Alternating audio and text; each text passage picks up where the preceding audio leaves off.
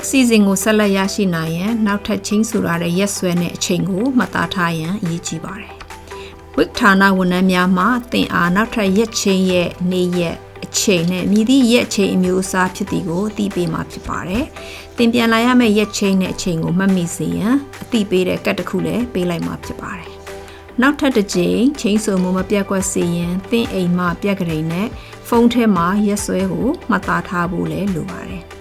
Week ဌာနမှဝန်ထမ်းများနဲ့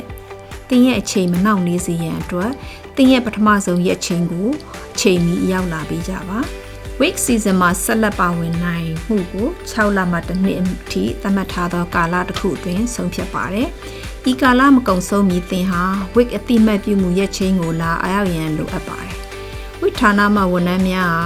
သင်၏ Week season နဲ့ဆက်လက်ပါဝင်နိုင်မှုရှိမရှိကိုသေချာစွာပြန်လည်စစ်ဆေးသုံးသပ်ပါလိမ့်မယ်။ထို့နောက်မှာတော့သင်ရဲ့အကျိုးခံစား권များကိုပြန်လည်ထည့်သွင်းပေးမှာဖြစ်ပါတယ်။ Week ဆေးခန်းတွင်ဟာရပညာရှင်သို့မဟုတ်သူနာပြုတူနဲ့သူတွေ့ဆုံရမှာဖြစ်ပါတယ်။အားလုံးပြီးစီးသည့်နောက်မှာတော့ဝန်ထမ်းတူကသင်ရဲ့ Week ကတ်ထဲသို့အစာအသောက်အကျိုးခံစား권များကိုထည့်သွင်းပေးမည်ဖြစ်ပြီးနောက်3လအတွက်သင်မိသားစုရရှိနိုင်မဲ့အစာအသောက်စင်းအသစ်စာရွက်ကိုလည်းထုတ်ပေးမှာဖြစ်ပါတယ်။အကယ်၍သင်ဟာ3လနဲ့9လမြောက်ပြန်လည်သိမှတ်ပြုမှုကြားကာလတွင်ရှိနေပါက Week ဆေးခန်း file ထဲတွင်ရှိနေတဲ့ဖုန်းနံပါတ်တိုင်းသင်ကိုခေါ်ဆိုမှာဖြစ်ပါတယ်။နောက်ဆက်တွဲစစ်ဆေးမှုသို့မဟုတ်အာဟာရပညာရှင်နဲ့မေးမြန်းဖြေဆိုခြင်းကိုဖုန်းဖြင့်ဖြေကြားပေးရမှာဖြစ်ပါတယ်။ဖုန်းခေါ်ဆိုပြီးတဲ့နောက်မှာတော့သင်ရဲ့နောက်ထပ်ရက်ချိန်အတိပေးကတ်နဲ့အခြားလိုအပ်သောစာရွက်စာတမ်းများကိုစာတိုင်းမှတစ်ဆင့်သင်လက်ခံရရှိမှာဖြစ်ပါတယ်။ကဲ၍သင်ဟာ Week season တွင်ပါဝင်ပြီး6လသို့ရောက်ရှိလာပါက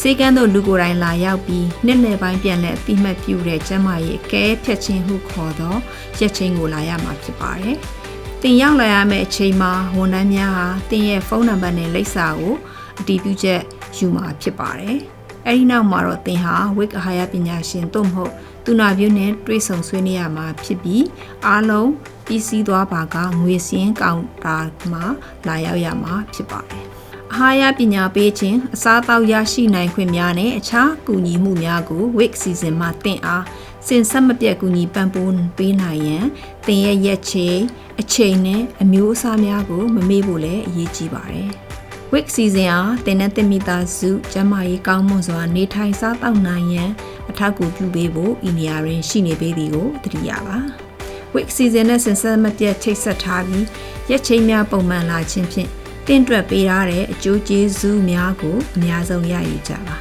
အကယ်၍ Week ရက်ချိန်ပြန်ပြင်လို့လင်းဒါမှမဟုတ်မေးခွန်းများရှိပါတယ်ဆိုရင်လည်း Week ဆေးခန်းသို့ဖုန်းဆက်ရန်အာမနာပါနဲ့တင့်ကိုကူညီဖို့အသင့်ရှိနေကြပါတယ်